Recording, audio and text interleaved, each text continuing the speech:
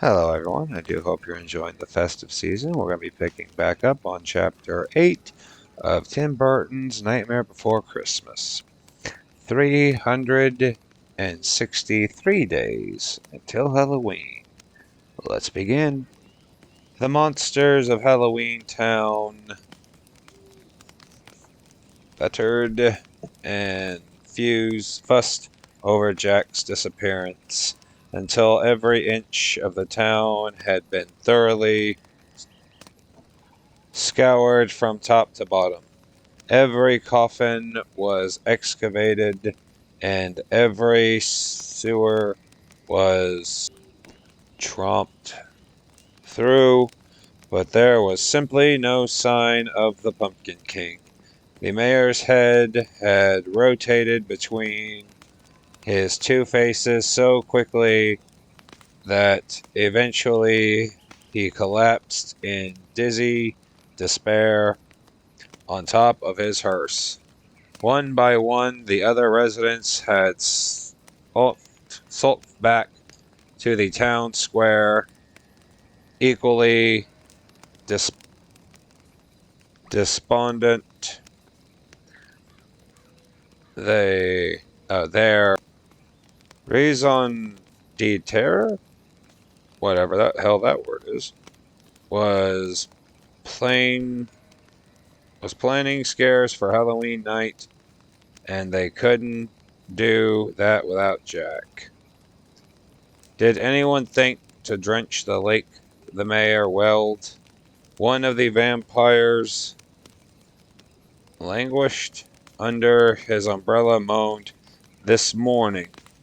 The air held the fetid, heavy feeling like swamp water. If Jack didn't return, it would mean doom for Halloween Town. They'd be lucky if they could scare a 5-year-old in a princess costume. Just as they despaired seemed insurmountable, a small bark sounded outside the town gate. The big witch perked up and prodded her sister. "Hear that?"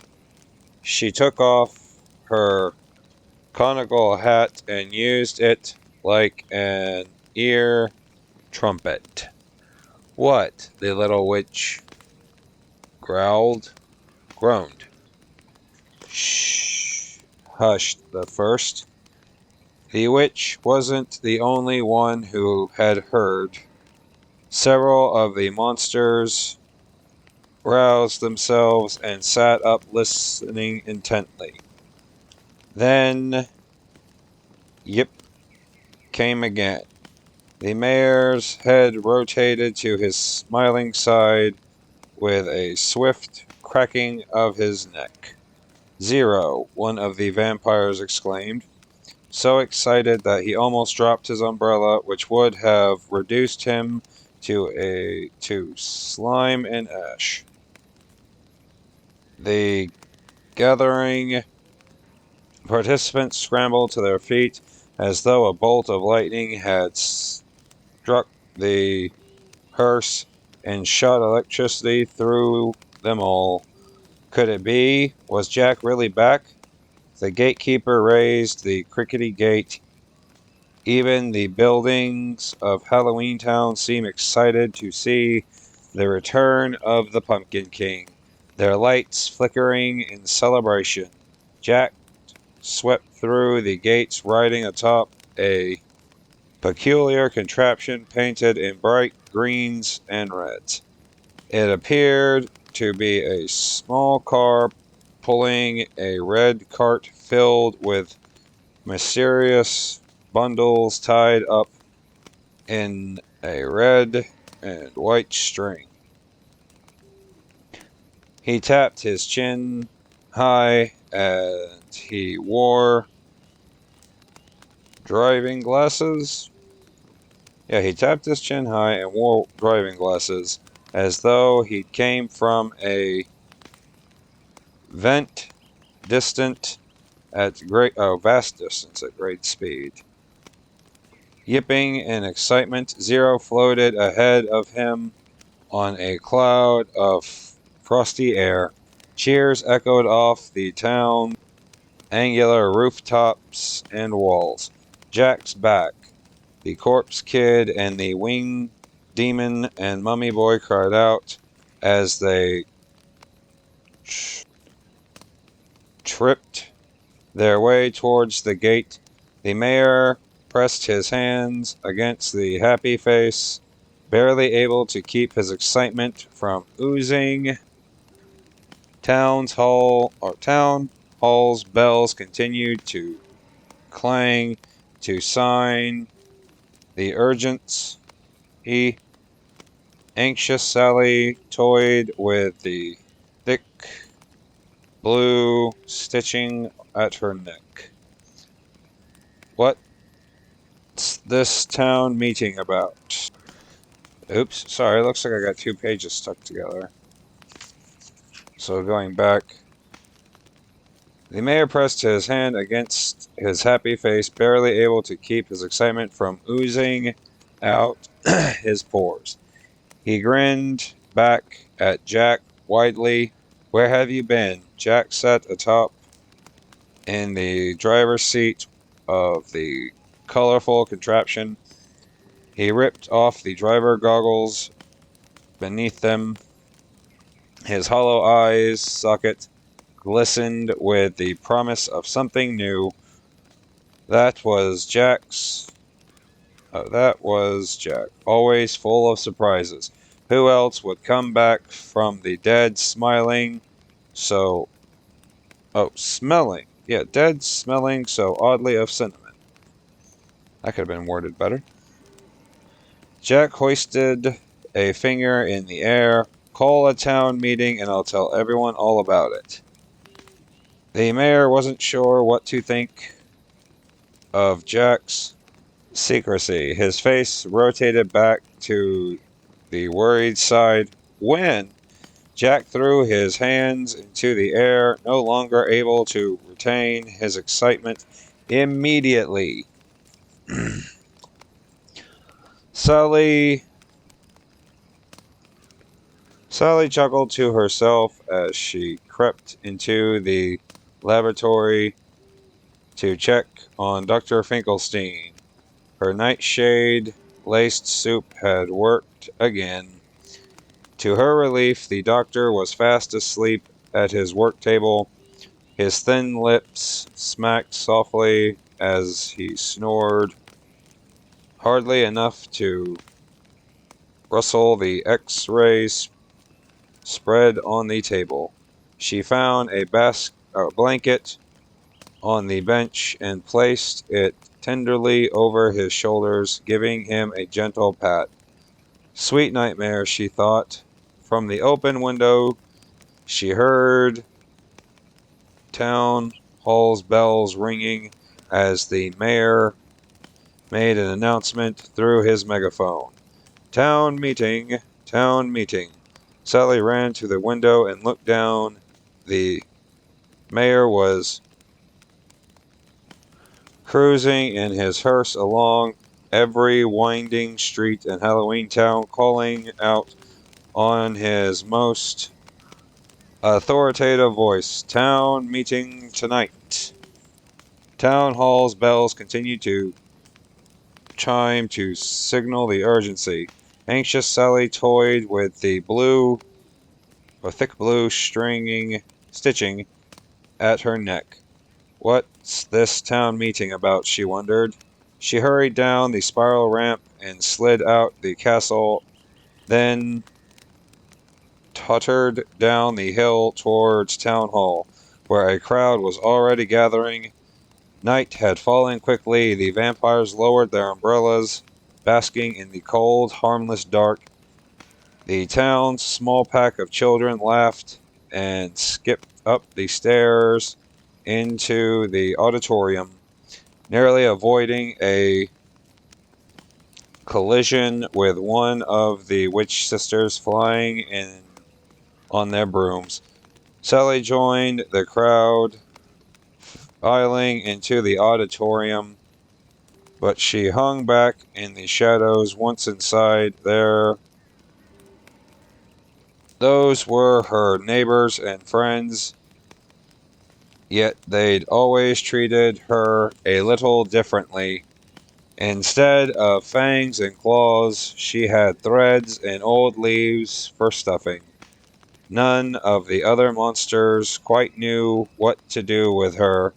Inside the auditorium, there was a commotion as everyone fought for the best seats in the house.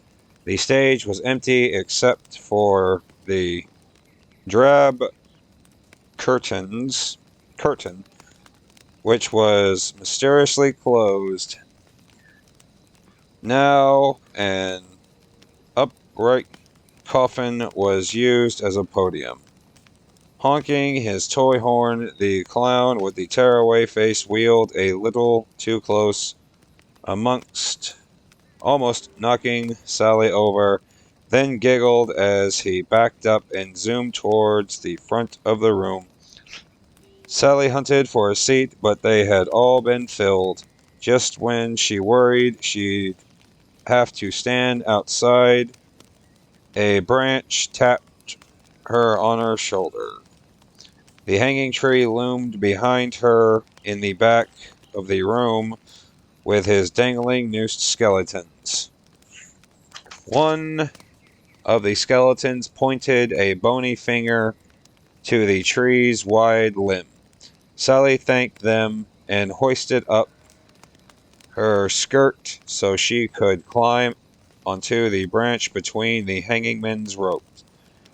She gave the tree a sweet pat. This was the best seat in town. She was arranging her skirt when the auditorium's side door swung open and Jack strode out of the wing, beaming as he went to stand behind the podium. Before the crowd could even begin to cheer, Jack said, "Listen, everyone." The lights dimmed, the auditorium hummed with anticipation as everyone quickly finished settling in their seats, and at last grew quiet. "I want to tell you about Christmas Town," Jack announced. In the rear of the auditorium, the mayor switched on the spotlight, which startled the bats that had been roosting there. They took wing from the rafters. The mayor swung the light to the front of the stage and centered it on Jack. Curious murmurs ran through the crowd. Besides Halloween Town and the land of the living, there were no other towns. Was Jack talking about the vast empty hinterlands, or the cornfield beyond the gate, or that reeking pit Oogie Boogie called home? Jack adjusted his bat bow tie and cleared his throat. "There's a place, my friends, that is positively magical. It's incredible, but I shall try my best. First, I must ask you to suspend your disbelief. What I'm about to tell you with what I'm about to tell you will stretch your imagination, but it's true. I've been there. Here, I'll show you." How can he clear his throat if he doesn't have an esophagus? Moving on for sanity's sake. With a flourish, he tugged the dangling chain, and the dusty curtain swept open to reveal a colorful vinyl vignette. It's colorful vignette, unlike anything anyone had ever seen. "Ooh," the crowd gasped, leaning in as the colorful lights glistened in their eyes. On stage, a skeletal tree with skimpy branches was draped with a string of electric lights and shiny, colorful balls. It sat next to the mysterious sack Jack had brought back with him. Sally leaned forward, entranced by the lights, and almost fell off the tree limb. The crowd watched in fascination as Jack opened the sack and took out a box wrapped in paper. "This box is called a present," he explained, holding it up for everyone to see. The devil jumped up from his seat, asking what the box was made of. The wolfman immediately wanted to know if it was locked. The harlequin devil elbowed them both aside with a sharp, feathered arm and rasped, "What's in the box, Jack? Pestilence? Disease?" The wolfman and the devil clapped their hands, forgetting the demon's roughhousing with how delightful. From the stage, Jack watched the crowd's reaction and hesitated. They didn't quite understand what he was trying to tell them about Christmas. But that was okay. He'd try again. "It isn't that kind of box," he explained. "You see, the point is that it's wrapped in this whimsical paper and tied up with a bow." The witch sisters flew on their brooms to the stage for a closer look and snickered. "A bow? Why, what's in the box, Jack?" Jack explained patiently. "That's the whole point of the box. No one knows what's inside. It's a surprise." The clown with the tearaway face scratched his red nose.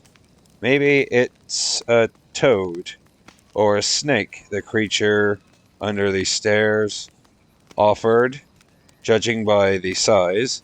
The undersea girl, who had been clinging to the rafters and dripped clammy water on everyone, hanging upside down to offer her own guess. "Oh, is it the severed head from the lake?" Gross. Jack sat down the box onto a stool.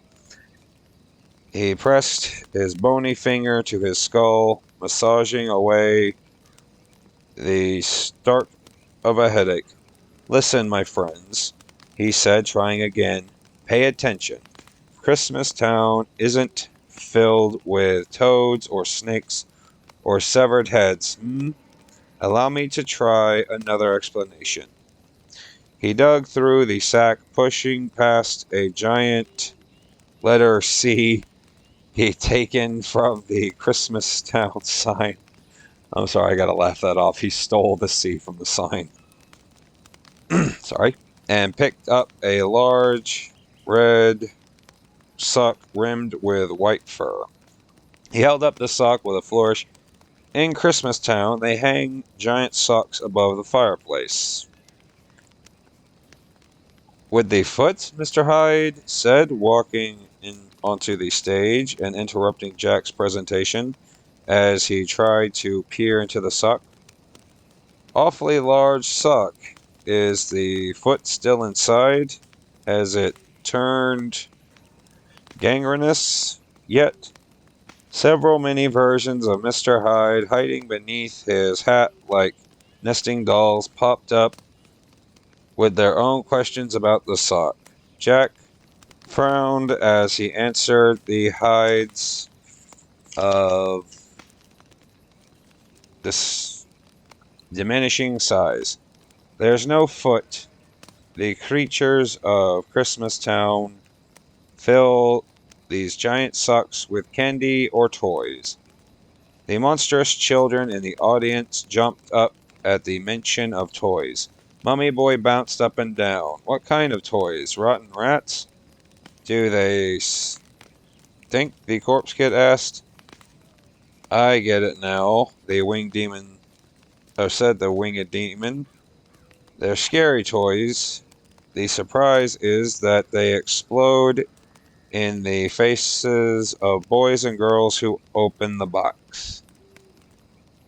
Okay. The crowd erupted in applause at the idea of exploding trick presents that reeked of kangarooness. The mayor, sensing the crowd's enthusiasm, cleared his throat and called out from the back of the room. What fun! I'm officially on board with this Christmas idea, especially the severed head. I'll rework our scare plans immediately. He was eager to remind everyone that he and Jack were a team when it came to holiday planning. In his excitement, he knocked into the spotlight, which angled all around the room. The crowd was chattering about the naughty surprise they could hide in the box when Jack loudly rapped his bare knuckles at the podium. Everyone wait, if I may beg your attention one more time. I don't think you quite understand what I'm trying to say. But the crowd was buzzing so loud they hardly heard him. The children at the front of the room were already taking off their socks and filling them with tricks plucked from behind their ears. Gross. Jack sighed. None of them understand. But really, how could they? He didn't blame them for their confusion. He would he half understood before he'd seen it with his own eyes. I need to put it into terms they'll understand, he mused to himself and racked his shriveled brain for anything about Christmas Town they could relate to. There had to be something moderately frightening about the place. Well, there's plenty of Christmas time horror movies.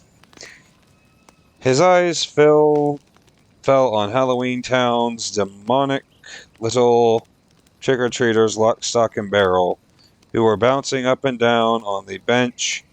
They were Oogie's trio of troublemakers. Oogie Boogie himself hadn't come to the meeting. He rarely left his creepy, crawly lair except on Halloween night itself, when he rivaled Jack for best scares. That ho-ho-hoing person's shadow, stretching over the snow in Halloween Town, had reminded Jack of Oogie Boogie. Okay, that's it, he thought. Offering his most terrifying Pumpkin King leer, Jack leaned over the podium. I've saved the best for last, he growled immediately. The crowd fell into a hush, and he continued. Christmas Town is ruled by a terrible king. His arms are thick as tree trunks, his voice as deep as the mud at the bottom of the lake. Ooh, Mummy Boy said, with a shiver. Jack grinned as he strode onto the audience. Now he had them. All it took was a little Pumpkin King flair, and at that he had no rival. As he poked the melting man in his oozy nose, Jack said, The Christmas King flies through the night, not on top of a broom, but a cart pulled by horned beasts, and casts a reign of terror upon boys and girls on December 25th. He turned to Behemoth and pulled out his long tongue. He dresses in blood-red garments. Who is he, Jack? The small witch sister cried. Both witch sisters clutched their green hands together, enthralled by the idea of this dashingly wicked king who snared their love of flying. Oh, who shared their love of flying. God, I can't read. His name, Jack announced dramatically as he returned to the stage, is Sandy Claus. He clutched his bony fingers into the shape of claws as he gave his best spine-tingling cackle. The crowd shrieked and clapped. Sally, perched on the tree, clapped her cloth hands even though they made little sound. It was wonderful to see Jack excited about something after what she'd overheard in the cemetery, and this Sandy Claus and Christmas thing with its exploding presents, and severed feet sounded perfectly lovely. At the same time, she detected a strange tone in Jack's voice, like he was holding something back. She cocked her head, wondering, was this what Jack had been talking about in the cemetery? Would this Christmas town fill the emptiness in his bones? As the applause continued, Jack disappeared behind the curtains. The moment he was alone in the wings, hidden behind the curtain, his grin faded. He heaved a great sigh. It would take more than twinkling lights and stockings to make the others understand the magic of Christmas. Alone in the backstage shadows, he picked up a snow globe and gave it a gentle shake. The white flakes inside swirled around a snowman in a top hat. Jack felt a magical tingle inside his bones, reassuring him he could almost taste plum pudding. He'd figure out how to share Christmas with them.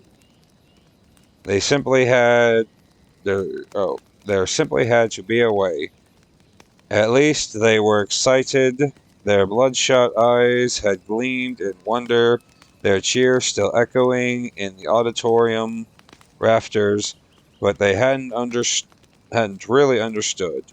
Oh well, he mused to himself. It was a start. That is the end of Chapter 8. We'll be picking back up at Chapter 9 later. Please remember to like, share, comment, subscribe, as it does help my channel grow. I do hope you're enjoying the story so far. I do hope you're enjoying the campfire. And I will see all of you in the next episode. Goodbye.